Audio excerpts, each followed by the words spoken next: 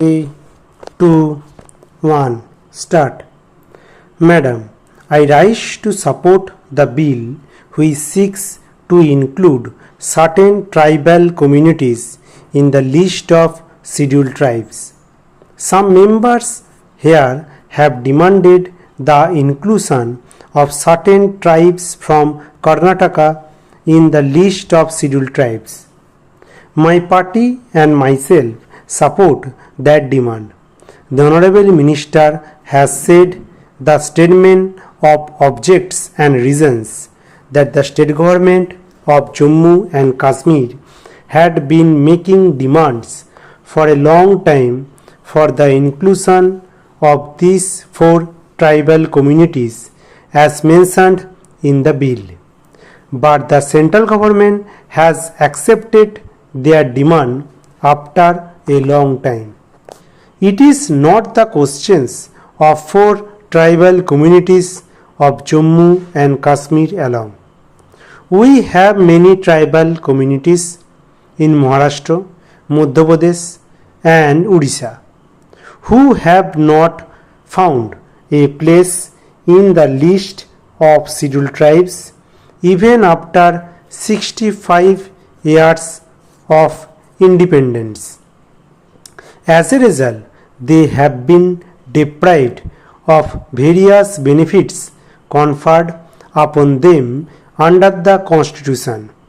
We feel that such tribals of the said states should also be included in the list of scheduled tribes so that they can also enjoy the various benefits like other tribals in the country.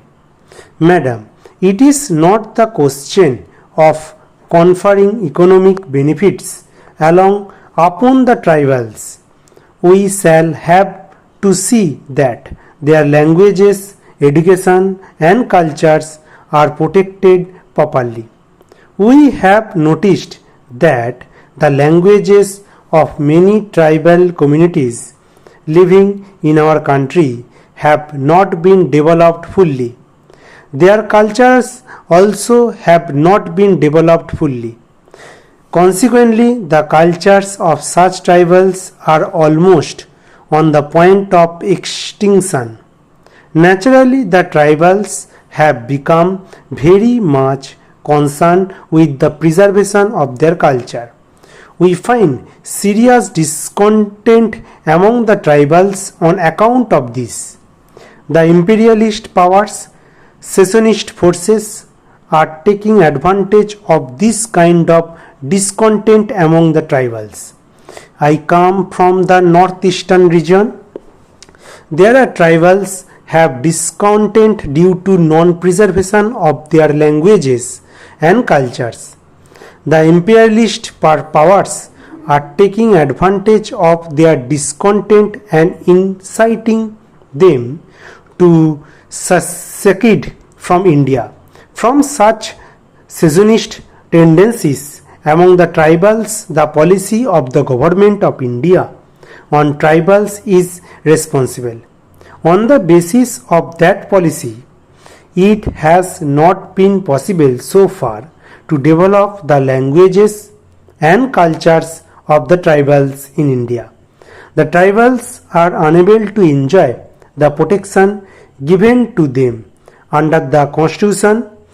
Therefore, tribals have started demanding autonomous councils there. My party feels that the tribals should be considered autonomous councils so that they can preserve their languages, cultures and their ancient civilizations. My party further feels that such an autonomy to the tribals is not outside the framework of the Constitution of India, but the tribals have been deprived of their legitimate rights due to 65 years misrule of Congress government at the center. As a result, the imperialist power and secessionist forces are taking full advantage of the growing discontent among tribals in our country. In certain states, Naxalites are also taking advantage of such discontent among the tribals. Our Home Minister had a meeting with the Chief Ministers of certain states the day before yesterday in order to find out ways and means to curb the activities of the Naxalites. We do not think that the activities of Naxalites can be curbed through military force or police force. We can pacify the tribals only by conceding their legitimate demands. Tribals are justified inspiring the discontent if they find that their communities are on the point of extinction. Madam, the tribal problem is very acute in Tripura. In this old tribal princely state, due to the influx of refugees from East Pakistan, the tribals are now 20% of the total population there. The influx of refugees is still on from present Bangladesh, not only in Tripura but also in parts of northeastern region. It is known to all the members in this house that the Communist Party government established autonomous district council for the tribals in Tripura. The refugees are entering those areas also which are under the jurisdiction of the autonomous district council.